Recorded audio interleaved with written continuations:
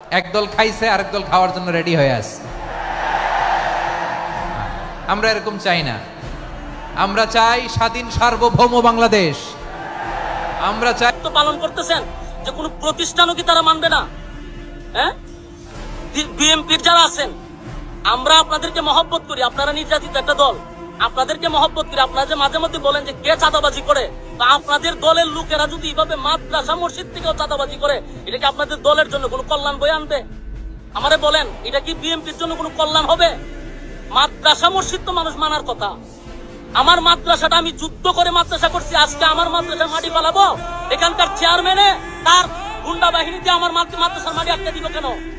আমি বারবার অনুরোধ করছি আমার মাদ্রাসা এটা ছেড়ে দেন। এরপরে এরা বলতেছি চেয়ারম্যানের নির্দেশ, মাটি ছাড়া হবে না। 2টা গাড়ি আমার সকাল থেকে আটকে রাখছে, আমি কামবাদেরকে বেতন দিতে হবে না?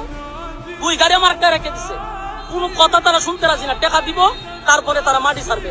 আমার প্রশ্ন হলো, আমি আমার আরেক জায়গা থেকে আমি আমার কিনা মাটি দানের মাটি আমি যদি মাদ্রাসা পালাই, এখানে আমি কেন চাঁদা দিব?